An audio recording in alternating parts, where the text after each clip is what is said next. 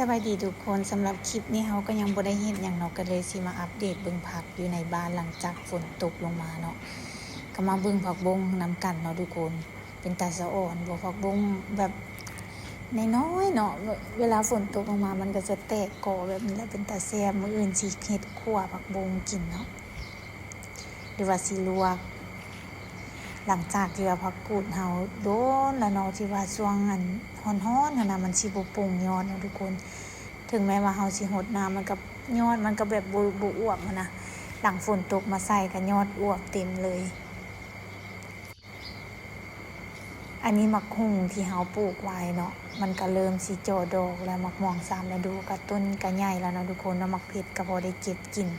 ผักกันจองก็บ่ได้ปลูกหลายปลูกพอได้กินนี่แหละทุกคน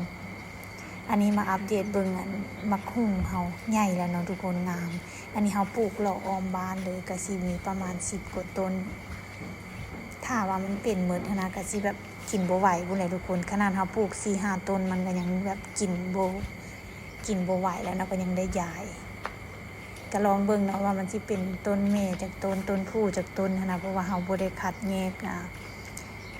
เม็ดมันเนาะเวลาเฮากินแล้วเฮาเอาขี้เหงื่อไปทอกนะมันก็เลยแบบมีแกนมะม่วงติดไปนำมันก็เลยเกิด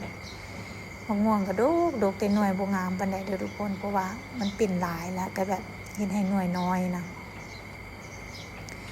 นี่ฝากเบิ่งนี้ก็จะงามเพราะว่าดินปลูกฝังมันสิต่างกันเนาะเอามาแต่ละล็อตมันบ่คือกันนะ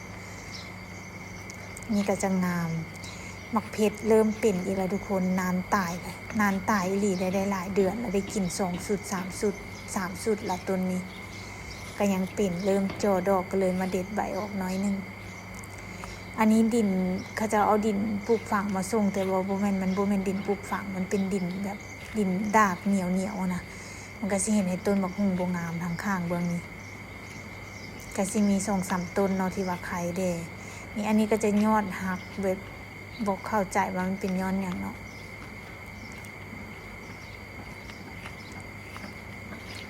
อันนี้มักเผ็ดขี้หนูเฮาเริ่มงามอันนี้ก็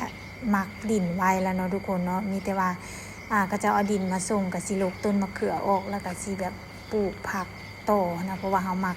ฝุ่นไว้แล้วนี่ทุกคนยังเหลือแต่ดินเอามาเติมใส่ทางหน้าเพราะว่ามีแต่ฝุ่นขี้งัวกับขี้ไก่เนาะก็สิเริ่มอาทิตย์อีก2อาทิตย์นี่แหละพอดีมันมักได้ประมาณ3อาทิตย์เนาะพอดีเฮาปลูกมะหุ่งก็เริ่มงามแล้วทุกคนมีหลายต้นอันนี้เฮาเอาขี้ไก่ขี้แกะมักไว้แล้วเนาะทุกคนเนาะอันนี้มักไว้ประมาณ3อาทิตย์ละหลังจากดินปลูกฝังมาส่งแล้วก็สิเริ่มเอาดินมาใส่แล้วก็สิปลูกเลยเนาะทุกคนเนาะอันนี้เฮาก็เลยสิมาตัดที่มันหลายต้นโพดเนาะอันนี้มันสิอีบกันนะก็สิจงไว้ตั้งแต่2ต้นเท่านั้นเนาะสำหรับคลิปนี้เฮาก็สิมาอัปเดตให้เบิ่งแต่เท่านี้เนาะเพราะว่ายังบ่ทันได้เริ่มปลูกเนาะทุกคนเนาะเพราะว่า1ก็คืออากาศมันร้อนหลายนะก็สิรออีกจักหน่อย2มาก็สิเฮามักดินมันยังบ่ฮอดกำหนดที่จะต้องปลูกได้นะเฮาก็เลยแบบว่าโอเคต้องรอท่าอีกน้อยนึงเนาะทุกคนเนาะหลังจากที่เขาจะเอาดินมาส่งแล้วก็สิแบบเอาเป็นทอกใส่แล้วก็มีแนวผักที่เฮาซื้อมาหลายอย่างเนาะบ่ฮู้สิปลูกหยังลงไปพุ่นแหละเพราะว่าช่วงหน้าฝนนี่ก็สิปลูกพวกผักโหมพวกผักที่ว่าสามารถทนต่อ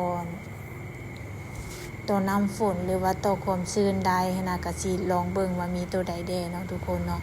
สำหรับคลิปนี้ก็สิมาอัปเดตให้เบิ่งแต่เท่านี้เนาะอย่าฟ้าวลืมกันเด้อทุกคนเพราะว่าช่วงนี้เฮาบ่ค่อยได้ลงคลิปปานใดนะเพราะว่ายุ่งอีหลีเนาะบ๊ายบายพบกันใหม่ในคลิปหน้าเลยทุกคน